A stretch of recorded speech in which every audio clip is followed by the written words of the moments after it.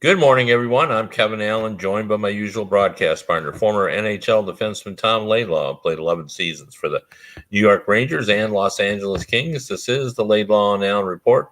Come to you twice a week to talk all things hockey and whatever else comes our way in terms of subjects. And Tom, I'm going to start out the show because someone asked me this recently, and I thought, well, I'll help him out on a survey. He asked me, do you like cologne, aftershave, or none at all? What was your answer? Mine is I'm never an aftershave guy. I like cologne if I'm going out. I never wear. I had in the past tried it, but yeah. No cologne, no watches, no tattoos, no chains, nothing. Cologne, watches, tattoos. That's quite a leap. Yeah. I guess the point is nothing artificial. Yeah. So whatever it is real. Yeah, it's all real. Yeah. Well, okay. I got big front teeth. That's the only thing. You can't help that. You played hockey in the 1980s, and they look good. So, yes, actually, the dentist is good. I was helping coach a youth hockey team, and the two parents of this one boy, he actually wants to be a general manager in the National Hockey League. So I was kind of mentoring him a little bit. And the mother was very nice. She came up to me one time. I guess I didn't realize I hurt my tooth. I got hit in the tooth way back when I was like 10 years old. And it got more and more brown. And I guess because it happened over time, I just didn't even realize it. And she came over and she says, Tom, I'm sorry, but can I fix your tooth? I guess it was just driving her nuts. So we worked out a barter system where I helped her son and they fixed my teeth. Wow. That's amazing. Yeah, because normally they don't, a dentist wouldn't come up to somebody on a, I guess because you were coaching. Yeah. It must be just driving her nuts too, being a dentist, right? Because I'm walking around with this tooth that's going brown. Yeah. I'm not a big fan of the dentist. I kind of had a struggle with one when I was a teenager and didn't particularly care for it. And so I've always, I go, but I don't like it. But I found a really good one, and I've been seeing him for a while. But so anyway, let's start. I want to talk about the NHL Network goalie ranking. They ended up doing 10 goalies, and I guess it's certainly not shocking in their top two. I guess you could guess those yourself. You and I pretty much talk about this all the time. Number one is... did they go with Shesterkin or Vasilevsky? Vasilevsky, yeah. Okay. Yeah, I mean, and I think that's fair. As much as you and I both love Shesterkin, Vasilevsky's just been doing it longer. Yeah. That's all. Yeah. That's all. So, I mean, I think... but, if you ask me who was the better goalie last year, it was Shesterkin. Yeah. I think that's very well put. That's exactly the case. Yeah, for sure. He had the better year, and who knows? He may, as Vasilevsky starts to slide down into the back nine of his career. But there were some interesting choices on there that I wanted to get into. I found it curious, a couple of things. Marc-Andre Fleury was number 10. Which was pretty well down the list. Yeah. And I guess my argument would be, guys that were ahead of him, Connor Hellebuyck, Thatcher Demko. Haven't done it yet, right? How many? Yeah, that's kind of how I felt. Although, I certainly like Thatcher Demko. Yeah. And I've in the past liked Connor Hellebuyck, although I haven't seen that fire out of him that we've seen, previously. So I don't know if given the choice between playing a playoff game and I had Connor Hellebuyck or Marc-Andre Fleury. Marc-Andre Fleury, yeah, I'm taking Marc-Andre. Now, they don't really give you a criteria, so I don't think that maybe they weren't viewing it in those terms. Maybe just in terms of where you are in your career. Obviously, Marc-Andre Fleury is older. Yep. Is he the same goalie that he was when he was younger? No. But, there are intangibles, and my buddy Tom Laidlaw loves intangibles. Yes, we love intangibles. Yes, we do. Yeah. And good in the dressing room, popular with his players, his teammates. And no matter what, like some things happened to him, like in Vegas there, with the way they handled the whole goaltending situation, he just kept on moving forward, right? He kept on playing his game. Poised, just a poised performer at all times. And I think it's important if you're running a franchise, he's popular with the fans. Like he puts on a show where, not always, but sometimes they let fans come in and see practice. And when that happens, he does a few things that the fans enjoy. He plays to the crowd a little bit, not because, and I've always had the sense he doesn't do it to say, "Hey, look at me, I'm Marc-Andre Fleury." He does it to entertain them. Yeah. Didn't he get dressed up as Crosby one time in practice, or some open skate? Oh boy, that sounds familiar, but I just don't remember it. It was something where there's a lot of fans in the building, maybe like the All-Star, where they pick players or do the skills competition for each team. I can't remember what it was, but yeah, he's good. Yeah, like I've seen him do things where they'll have sort of like a breakaway contest, and he drops and does push-ups between the players, getting the puck and coming back at him. They'll start down, coming in at him, he'll drop and do a push-up and then get up and get ready to stop him. Things like that. And mostly he does it just to get a hoot out of his teammates too. But you said it well, though. He's the kind of guy, he isn't doing it to put the spotlight on him. He's just a funny guy, right? Yeah. No, and he's just, he knows, like, part of his job is to, the fan base, that's why we play. Like, you're playing for the reason you have a big contract. It's all those people that are out there watching you, So, you should never really, forget that. So who's else? We got a little off there. Who else is on that list then of 10? Yeah. Probably we should call it up. If I was totally organized, I would have just had this ready, and I'm the one that should do that. It shouldn't have to be you. So I don't know why I didn't do that. So Vasilevsky's number 1, Igor's number 2, Marc-Andre Fleury's at 10. 10. Hellebuck is up there. Thatcher Demko's in there. I tell you who's not on there, and I wanted to certainly speak to this. There's no Darcy Kemper. So the reigning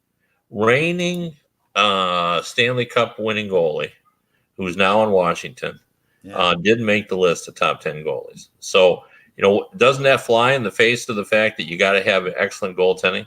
I'll tell you, there is number 9 is a guy, and I like the courage of the list to take him because I really like him too. That's Jake Ottinger of the Dallas Stars. Really has only had a year and a half of quality goaltending. Played 46 games last year. He was 30-15-1. Wow. They didn't lock him up to a long-term deal, mostly I think because they got to still sign Robertson. But how about Carter Hart? Is Carter Hart in there? Carter Hart's not in there, no. Yeah. Frederick Anderson at number 8. Oh. I think that's probably where he belongs. Connor Hellebuck at 7. Right. Thatcher Demko at 6. How about Edmonton's new goaltender? No, he's not in there. Campbell. 5. I thought I would have him higher. Ilya Sorokin. Yeah. I like Ilya Sorokin. Yeah, a lot of people do too. Yes. Yeah. Yeah. No, he's at number 5. Yeah. And number 4, Jacob Markstrom.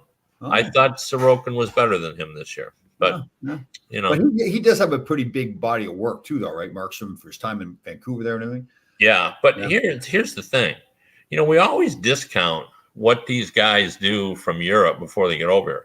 Like Sorokin was almost invincible in the KHL. Now, I'm one of the ones that believes the KHL really isn't even as good as the AHL, or at least on par with it at the very best. So, but Sorokin was dominant in that league. Like, had incredible numbers, But we haven't honed in on number 3, and I want to see how long it would take you to get him, because I think it's a guy that is very good. And we know he's good, but we don't think about him very often. Let me think. Oh, well, how about, Jonathan Quick? No, not on the list. Geez, I think this proves my case, because it didn't come quickly to me. That when I saw that, I said, oh, yeah. And I can't argue, but he's not a name that comes up. The 3rd best goalie, according to NHL Network. Wow. And I just rattled off a bunch of guys, and you didn't say, well, so-and-so's missing. But when you get them, you'll go, yeah, okay. Who I'm not going to get him. UC Saros. Oh, yes, I was thinking about. Yes, you're right. Yeah. So again, we don't see him as a big name goalie. I know. They do. Yeah, they rely on him a lot. Yeah, he's good. Yeah. So they say he's the number 3 goalie in the league. Oh. I don't know. Do you think that, or? Well, I have like you. I think I have a hard time with the Marc-Andre Fleury being at 10. I don't know if he should be at 3 or 4, but Yeah. He's got a body of work. He's won the cups. There's all the intangibles. He's still, I think, a good goaltender. Yeah. Again, it is one of those. It is one of those things that you look at. Everybody's going to have, other than the top two guys, everybody's going to have these opinions on. Right. Well, it reminded me of when I first got to USA Today 100 years ago when I was started there. They used to, it was a kind of a new paper, and they would do Monday morning quarterback on the paper from the day before. And the copy chief would come in and they'd have a meeting and they'd said, I didn't like this headline, but I worked at it for a half hour this morning trying to come up with a better one, and I couldn't. So maybe that was the best headline. Right. So I say the same thing about Saros. Like, it seems like that's too high, but when I sat around and thought, are any of these guys consistently better than Saros? I couldn't come up with one that I thought that can make. That's the key word there too, consistency. Because some of those goaltenders had stretches where they're good, but it's better to do it all the time. Yeah. And there's another guy that I like on the list too that is not there. Maybe he's not there because of injury. Maybe because his team hasn't been good. But I like Gibson. I like John Gibson a lot. I think when healthy, and maybe I'm answering my own question, when healthy, because he's had some injuries. I think he's a top 10 goalie in the NHL. Yeah, no, I do too. Yeah, you can't argue against that. Yeah. Yeah. And you dismissed Jonathan Quick on me. I know he's on the back end of his career, but he had a good year last year too. He had a terrific year, but I think it's hard to put a guy in that you don't know whether he's going to play this year. Yeah. The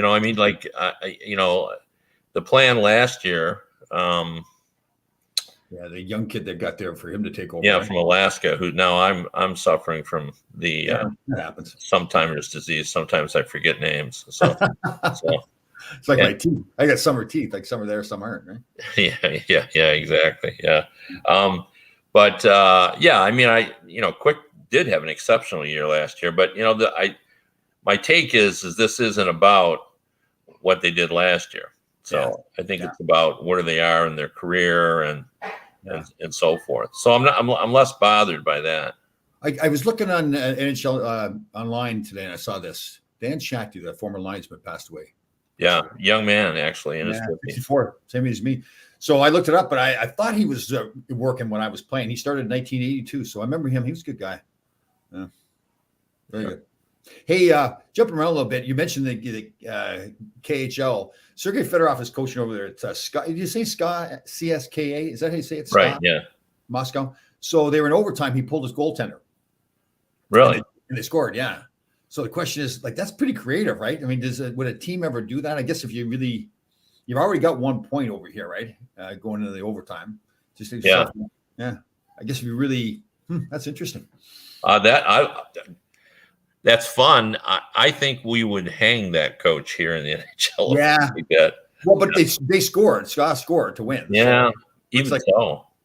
And it used to be too that you're killing a penalty. The logic was you wanted to get to the red line first before you shot to the empty net. Or excuse me, if they pulled the goalie, you want to get to the red line first so you didn't take the icing. But that logic has gone out the window now. The analytics say you shoot from anywhere. Yep. Yeah. Well, yeah, analytics are funny. In football, I've seen some suggestion that if you're deep in your zone, you may as well go for it.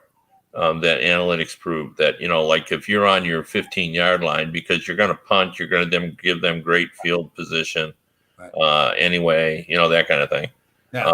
Although nobody has had, at least I know it's been done at the high school level. Right. But it hasn't been done, at the pro level. Do you think anybody will do that? So, I don't know. I did see a documentary one time. There was a high school coach who just said, "I'm not kicking ever." He just he said analytics prove him right. Right. Yes, I remember that. You just keep going for it, and you'll be fine.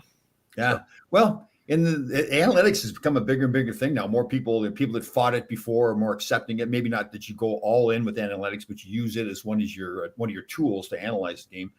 Yeah, interesting. Yeah, well, I mean, the first person. I mean, imagine the first guy that parachuted. Like what courage that took. The first guy to eat. Can you imagine that? That's true. I never thought of that. Wow. The first guy to eat lobster. Right. Like you got this shell-looking thing, ugly-looking beast, and someone saying, that would be good with butter. You know what? You think about that with a lot of things that we do Right. now automatically. Who was the first one to do a lot of these things? Like seriously, jumping out of an airplane. Who thought of that first? Yeah. Well, I mean, all that stuff. Even going to the moon. We just talked about that recently. I went to the Neil Armstrong Museum, and they went up there not with computers, but with slide rules. People doing math on the ground. Buzz Aldrin was figuring out the mathematics of of landing with a slide rule seconds before they got to Tranquility Base. Like he's there and he's doing the math. Stuff in school that you ignored. Right. That we all ignored. And he was doing that. So I mean that it has taken courage. Where even the people exploring the West, you're in a covered wagon. You're under threat of attack from animals, from Native Americans. You don't know. Seriously, who thought to jump on a horse and ride a horse? Yeah. I'm gonna jump on that big 2,000-pound animal. Right, and ride it. I think I can tame them.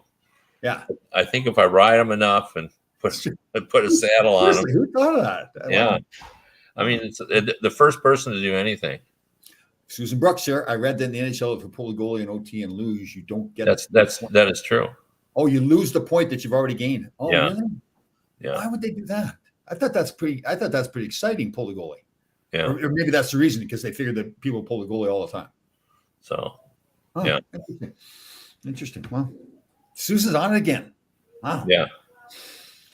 Hey, so I saw where Brett Connolly went over. I've got a trivia question for you. You may know this. Brett Connolly went over to sign in Switzerland, I think, someplace.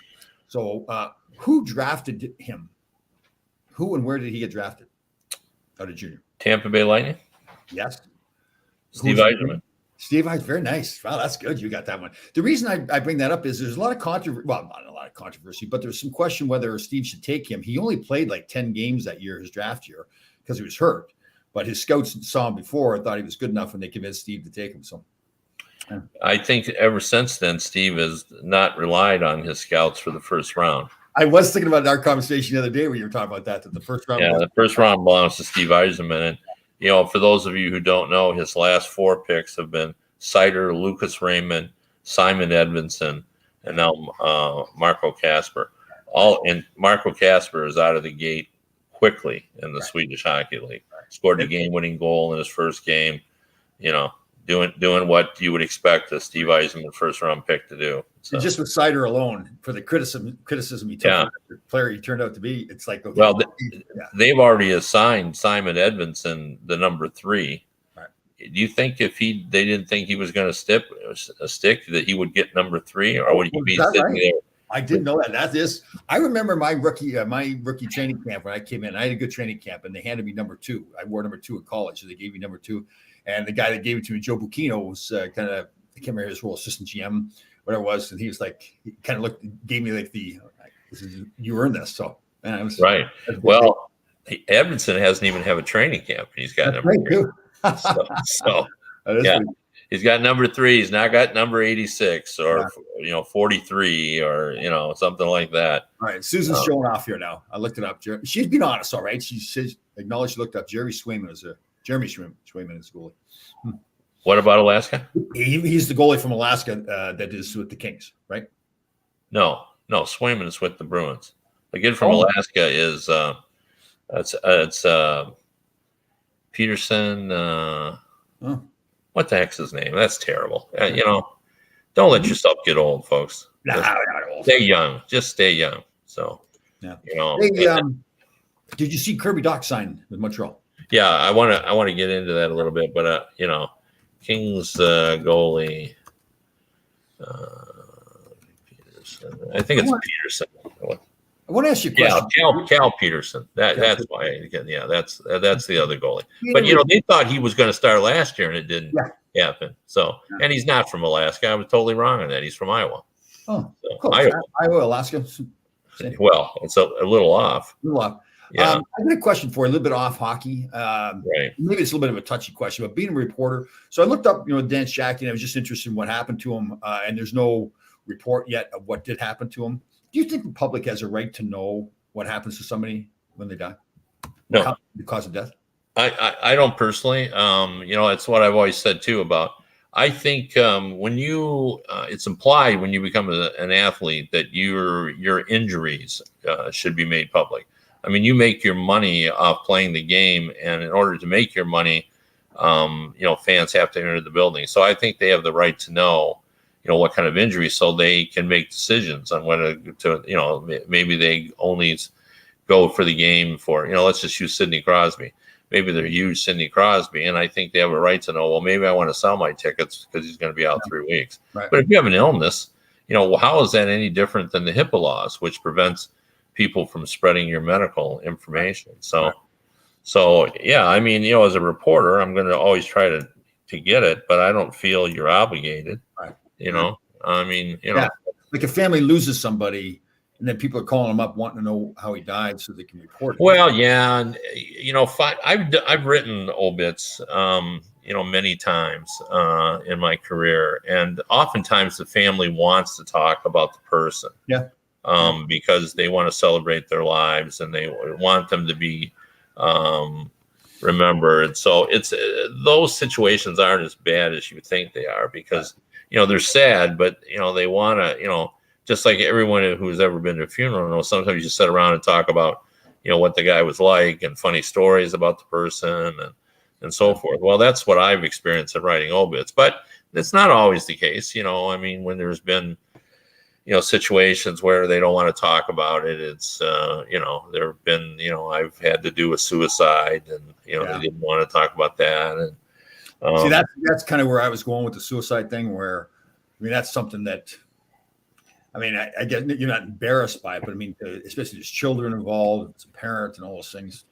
Yeah, well, I guess that's just hard because of the nature of that. I mean, you're always looking for answers. Usually, you don't even know why they do it, and you don't see it coming. If you saw it coming, you would do something to,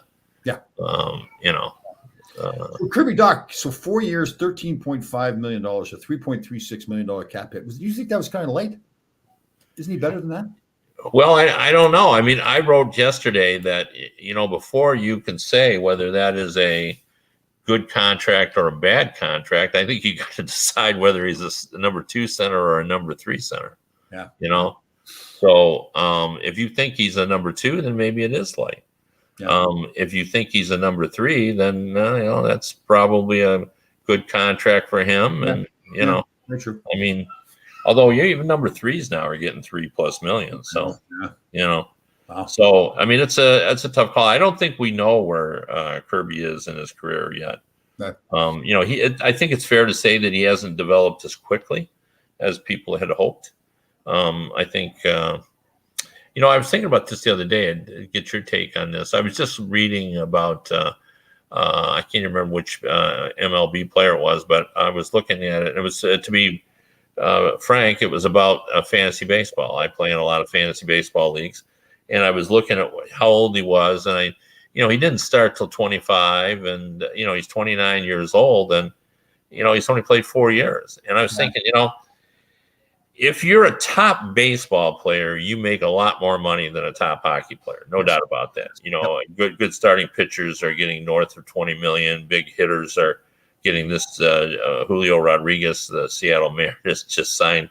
He hasn't even played a full season. He just signed a contract that could earn him $400 million. Can you imagine signing that contract? Oh man. Yeah, but it's not guaranteed. It's 200. I think the least amount he can make is 20 million. But it's a lengthy, almost a lifetime contract. Right. But if you're a marginal player or an average player, I think you're almost better off in hockey, because you're not starting in baseball usually, especially if you're an average player, till you're 24 or 25.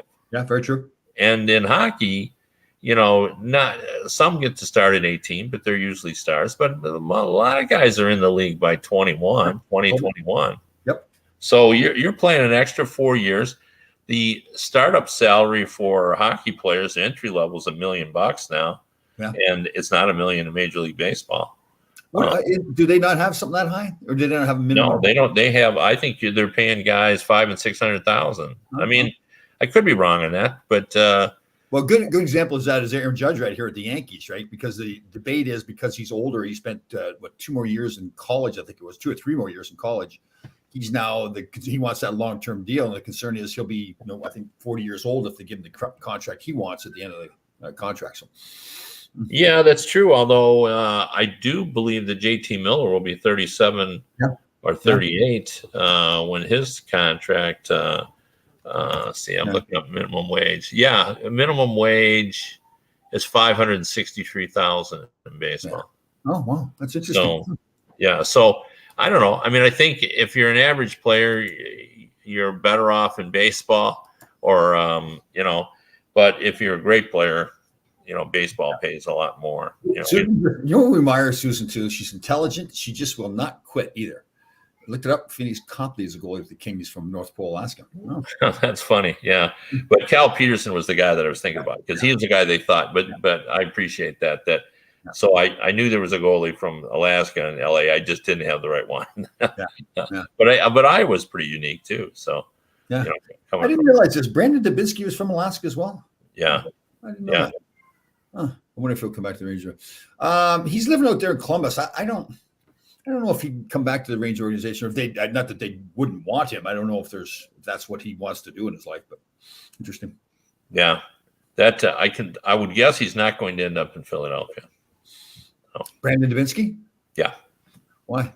Because John Tortorella's there. Oh! Did they not get along? Well, they did for a while, and then at the end, it seemed like they didn't. So. Oh, is that right? I didn't remember that. Oh, very cool. So, I mean, that was me reading the tea leaves. Nobody told me that, but okay. So interesting. But I mean, the Dot situation, I think it's too early to know what kind of contract that is. Either way, it's not the end of the world. Like, it's not an outlandish contract. No. That's easy for me to say. The 3.5. So even if he was a third line guy, he's a serviceable player, or more the serviceable player. He's a big guy. For sure. What else is going on in the world of hockey that we need to talk about? I'm really interested in that Fedorov deal, though. Like that's kind of Patrick Waugh type thinking. If you remember, he was the guy that Roger Nielsen kind of thinking too, right? Roger Nielsen. Yeah, but he didn't do it back then. He did what he did. He would pull the goalie and put a defenseman in on penalty shots. So he pulled the goalie on penalty shots and put a defenseman in. Multiple times? Yes. Yeah. Oh. This is a good job. Nice job, Ron Duke. Yeah, well, there's no need now because she didn't win. So I know. Ron Gresham and I did a show last week there, and we're wondering whether we should give him some time to breathe a little bit and then reach out to him. Maybe like some condolences. I'm sure he's devastated. Yeah. Do you think that'd be the right thing to do? How do you think we should handle that with him? Well, I mean, I think your condolences would be in a ribbing fashion. So, I'm not sure I would do it at all. But you don't think I could do it sincerely? You don't think I could be sincere and call him up, say, "Ron, I feel terrible for what's happening"? I don't think it's. I mean, I think that there's some people who could do that and pull it off. I'm not sure it's you. So, I'm just not sure. It's you. I tuned into your show, and you were the only one on it Thursday. Started off being the only one on it. Ron decided to show up about 25 minutes into the show, and he was like a bear. He was in a nasty mood. Really? What was his? I don't know. I do not know. We got going on that subject, the Ron Duguay subject, so we got him to lighten up a little bit and have some fun. But he was. Yeah.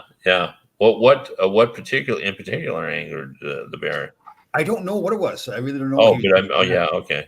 Yeah, I was just wondering what it is he said that made you think he was not happy that day. Just an overall, sometimes when you know somebody for a long time, like your wife, for example, you know her very well. So maybe rarely that she gets in a bad mood. She doesn't have to necessarily say something. You can tell there's something a little off, right? Yeah, no, that's always true for sure. Yeah. For sure. I find I watched you as you did the show by yourself. I wouldn't know quite what to do with my eyes. Now I can watch you. You're there. It feels comfortable. It feels natural. I thought when you first started out, you didn't quite know what to do either. But then within 30 seconds, you were just talking the outdoor thing. I mean, that's exactly the thing. I've done it other times by myself as well, but it still is. Every time you first get on, it's like, okay, this is odd. We use that on. You're looking back. Yeah, and it's ridiculous that you actually have to think about that. But you don't want to go, looking around and where I did. And especially when it just gets going, nobody usually has written in a question yet. Once the questions start coming in or the comments start coming in, you can read the questions. So now you're focused either looking at the screen or looking at the questions. So yeah. No, anyway, that's the way it goes. But we yesterday they had the rookies show up for the NHL PA Upper Deck photo shoot. Which to me is always an indication that the season is right around the corner. Yeah. Yes. Everybody showed up.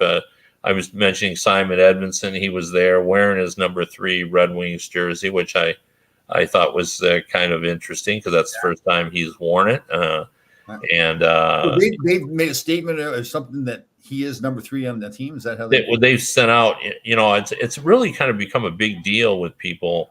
They really, at Detroit Hockey Now, for example, as soon as they announced what numbers the rookies were going to wear, like we immediately wrote a story on it because people want to know. That's right. You told me that. That's right. Yes. Yeah. So, I mean, there was, I don't think it was a murmur reaction, but, people took note that Edmondson had number 3. Wow. And so the expectation that he would be given like a 46 or something like that to start with. Well, I don't think it was an expectation, but people wondered whether he would get, kind of the, because how it happens. Sometimes you get those ridiculous numbers, and then when you make the team, you get something that's a little bit closer. And people also want to know the Red Wings added a lot of free agent. Like, what would they wear? It was a big deal when Phil Kessel decided what he was going to wear because his number was gone. So he ended up, I think, taking 8, as I recall. Right. So people like that, for buying new jerseys and, that's really big business, when you think about it, because all that ancillary revenue, people buying jerseys and, those jerseys aren't exactly $29.99, so you buy a jersey. And the other thing too is I noticed on social media, a lot of the media members were doing pictures of the young players with their new jerseys with their advertising on it to see how that looks. So, I'm actually not bothered by that because I think that adds to the coolness of the uniform. It doesn't bother me at all. I mean, it goes against past history, right? I mean, that's. But it's I don't like all the European jerseys because some of them look like billboards. Yeah. But there's a lot of, like when you see in the international competition, if they have 2 or 3 of them, it just makes them kind of more colorful and, so. Just like I like it when there's an anniversary patch on the jerseys. So. Where are you with 3rd jerseys? You like that? No. My granddaughter's unhappy. I don't mind 3rd jersey. I don't like them for original 6 teams. So, oh, really? Oh. Yeah. Okay. But I like and obviously they're doing it just to take a little more of your money because if they hit on some, if they sell a bunch of them, they're they're good. But original 6 teams, like those are iconic. They're very true. Yeah. I don't want to see the Montreal Canadiens wearing anything, but have the Canadiens ever had a 3rd jersey? I don't think so. They don't do them in Detroit. Oh, okay. For that reason, except obviously, they've done some historic, Cougars. They were the Cougars years ago, so they've done some for like outdoor games and stuff. Like for outdoor, they would, but they don't play regular season games in them. So I just the Rangers had changed their jerseys back in the 70s, I think, right? They had a different jersey. Now they've gone back to the original. So I should remember that, but I don't. Remember, it was just it was different. It was like all blue and like stripes going down the side, I think it was, and then the crest in the middle. Yeah, it was different stuff. Yeah, but it would like the Ranger jersey. Well, obviously, I played there. I love the Ranger jersey. I think it's fantastic. Well, if you think about it, all of the original 6 jerseys are classic. But is it really they're that great, or do we just love the tradition of them all? So I think a little bit of both. I really do think they're cool, but it is also like the Montreal one. It's like the history there. It's pretty cool. Whoever thought of wearing the Cooperalls? Like, was it Hartford and Philadelphia? Like, who thought that was a good idea? Yeah. No, I hated those. So Yeah. I hated the Canucks pajama uniform too. I was else. The multicolored Technicolor type. We lost you a little bit there, Kev. Who was that? Oh, the Canucks that was pajama awful. jerseys Oh, were. that was terrible. were How terrible. about the fish sticks with the Islanders? Yeah, I think they were as horrible as everyone else did, but they weren't my favorites. I tell you, I liked the ones that people used to make fun of, the Kings. I always liked them. So, Well, it's kind of a retro jersey now, right? The purple and yeah, gold. Yeah. I liked it. Well, one thing for me as a player was, so I went from wearing the Ranger jersey, which was totally cool. You actually felt good wearing the jersey. And then we go into places like Montreal, and Guy Lafleur and Larry Robinson were flying around. The banners are up there, and they've got the red, white, and blue. And we're out there in purple and gold. It just, honestly, God, like, it really was almost kind of demeaning. But I agree with you now. I look back at that jersey now and I think, wow, it's pretty cool. I always liked that jersey. Although I will say this, when McNall took over the Kings and went to those black jerseys like that, I thought, wow, like, these are nice. Very cool. That was a good example where we went from the purple and gold, where you go into places like Montreal and you're feeling almost a little embarrassed. But then you put the black and silver on, you go, oh man, that's cool. That was a cool jersey, yeah. Yeah, well, sometimes simple is good. Recently, Len Dawson, the AFL quarterback, Kansas City Chiefs, and then later a broadcaster, passed away in his 80s. When I was a kid, I loved the AFL, even though I was not in an AFL city. And, they played those always the 4 o'clock game for the AFL with Kurt Gowdy and Al D. Rogatis doing the broadcasting. And it was always the Raiders. And I went through George Blanda. Like, I thought he was he was in his 40s throwing touchdowns every week, and to Blitnikoff and Billy Cannon and, all that kind of stuff. I loved it. But I loved the simplicity of their just black and silver, of it all. And, they just looked mean.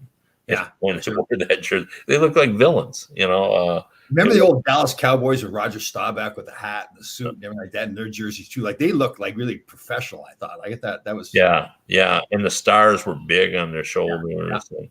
My favorite athlete of all time was Randy White, the Manster, played for number 54 for the Dallas Cowboys back then.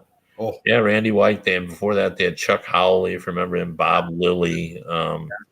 They were good, and then they always had Tom Landry wearing his tweed sport coat and fedora, on Roger Staubach, the former Navy guy out there, quarterback and everything. How good he was. Imagine that too. He served his 6 years or 5 years, whatever it was, and then he came out. He was like 27 and coming in the league, and they had the Bob Hayes.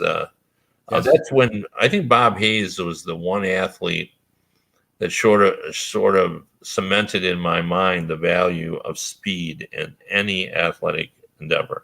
Mm-hmm. Like the bullet Bob Hayes was so fast that he was impossible to cover. I mean, he was an Olympic sprinter.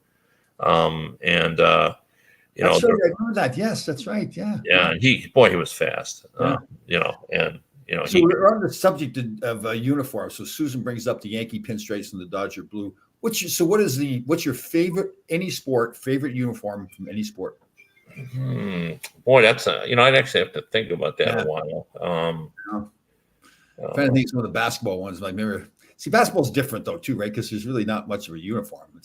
The Pistons are going back to their teal uniform, and that's a love it or hate it jersey. Half the people in Detroit love it, and half of them hate it. And so it's going to be interesting to see. I do like the Giants. You talk about simple, like the New York Giants blue. I like that uniform. Yeah. When I was a kid, I'm trying to think who I liked. I mean, in baseball, I liked when I was real young. I liked the Reds. They had the sleeveless baseball and sleeveless baseball tops, and then they wore red. A T-shirt underneath it. I loved that. When I was a kid, Pittsburgh Pirates were really good. Pirates, I love the Pirates. Remember that Willie Stargell and Clemente and all that. Well, I go even before that, but just it was a lot different then because like they would just they have simplistic like Cleveland would just say Cleveland across it, and so. But football jerseys, I like the Colts with just the horseshoe on it. Yes, that's true. Yeah, that was especially how about the Cleveland Browns, right? There's nothing on there. Yeah. That's right. So yeah, for sure. But training camps start. The prospect tournaments start on the 15th of this month. So we're just what's today, 7th? So 8 days away. Yeah, so 4 days away from September 11th. That's another time for us to remember. Absolutely. Yeah. So, and then we are now 5 weeks from the start of the season. Wow. Yeah, or maybe 6 weeks. There's just some conspiracy going on. It seems like the summer went by like it was like 2 days long. Yeah, well, one of the conspiracy is that we're older and time marches much quicker. Is that what it is? Yeah. Oh, yeah. When you're young, it just seems like, the summers were so long. When you think back when you were a kid, like how much you got done in the summer in terms of playing and stuff. Yeah, and now, like we were just like we're in my family now talking about how we're going to work out Christmas. I know. Hey, going to Costco, Halloween stuff, start put the Christmas stuff. Yeah. But I mean, you made me think of something the other day too. I did a lot of thinking about it after we discussed my no air conditioning thing. And you said to me, and I was kind of taken back at first when you said this, that I was setting a bad example. And I started thinking about it after I said, you're right. I should make sure that I say to people, I said, listen, this is what I do. I feel like I'm fit and healthy so I can do this. But if you're all compromised in any way, don't put yourself at risk and try to do what I'm doing by not using air conditioning. Right. Yeah. Okay. Yeah. I mean, that makes sense. I just think that it's hard to find the logic in that. Like everything else you do, there's a piece of logic in it, but depriving yourself of. But you don't see the logic about strengthening your mind. I don't. There's better ways to do that. I think there's other ways to do it. I don't know if they're better or not. See, I just think you're getting out of your comfort. So any way you can get out of your comfort zone and show yourself that you can survive these things. Then when something bad does come to you, if bad things are going to happen all the time, you'll survive it because you've survived it before. Yeah, but it don't. You get to the end of your life and you're going to say to yourself, I'm really glad that I made sure that I kept myself in condition so that I was really able to walk and everything at the end of my life and doing all that. But you're not going to say, I'm so glad that that summer I just sweated it out. I will. No, I definitely will. No, you won't. Yes, I will. I guarantee I will. I do it right now. Yeah, no. It's like going to the gym and getting a good workout. When you're done at the gym, but when you're going to the gym and getting a good workout, you're actually preserving your life and probably extending your life. But I'm preserving my brain. I'm getting my brain stronger. See, I know you're not. Well, you need to get your brain stronger by continuing to read a lot, puzzles, and all that stuff. That's the thing that keeps your brain strong. But you think depriving yourself of air conditioning is preserving your brain, then you're not exercising your brain enough right now. No, that's your opinion. I don't agree, but that's your opinion. Yeah. I wonder, though, how many other people out there are depriving themselves of air conditioning. I think a lot of people practice the same kind of thing where they take something out of their life that gets them out of their comfort. Well, I mean, but I think there are things that accomplish that without, doing that kind of thing. Like, you sitting around sweating in your own home. See, that's the thing. That's the thing. I didn't sweat because I convinced myself that I wasn't hot. Yeah. That's the mind. That's how you got to work with your subconscious mind. Okay. Well, you just must have unique alien-like body, so I think that's, that's good. So anyway, we don't need to belabor this. This is not. I know. I think it's fun kind of to belabor it. Actually. Yeah. So I just think it's weird, So, and especially because you do spend time like when. If elderly people and their air conditioning goes out in the summer, what's the first thing you do? You work to try to. Now you're not elderly, but you made me think of something that I didn't think of before. So we don't want to set a bad example. So anyway, well, we've pushed it along as always, and we've moved the needle, and it won't be long. The season's going to be here, and there'll be a lot to talk about coming. When training camps start, not everybody has a job, but PK Subban is still unemployed. There's some other guys out there that also. One thing real quickly though, I want to get your thought on this. More and more people, Svechnikov, This is a guy that couldn't find an NHL job, just got one with San Jose, but it's a two-way contract, but he's getting 300 plus to play in the minors. Yeah. That's become a trend. We're seeing more and more. And it was like that back before when I started in the agent business many years ago. It kind of went away, though. They weren't doing that anymore, and now it's come back again. Yeah. Yeah, were they paying that much though? 300 or? Well, maybe not 300, but much higher. Like if the minor league salary was typically $60,000 or $75,000, maybe it was $200,000 for a guy like that. Yeah. Boy, I wonder what that does in the in the minor league. Like, you got a guy who's playing in the minors who's a real good player, and he's only getting 150, right. And then a guy like Svechnikov comes in and he gets 300 plus. Again, I know this, but the theory is that he's going to be. Their hope is that he's going to be up in the NHL enough where he's making that money from the NHL service, not from the minor league. I thought the hope was that if you make his salary high enough that he won't be claimed on waivers. No, it could be. Yeah, that could be a good point by you. Yeah. But I think also they're saying that they think, okay, this guy's good enough that he's going to be up in the National Hockey League. So it's really that. It's not his salary really would be 75 in the minors, whatever it is, but he's going to be up in the NHL enough to justify the $300,000. So. Well, there's also a lot more attention being paid to making sure your minor league team is good. Yes, very true. They want those teams to be good so that when you send your prospects there, they have a winning culture.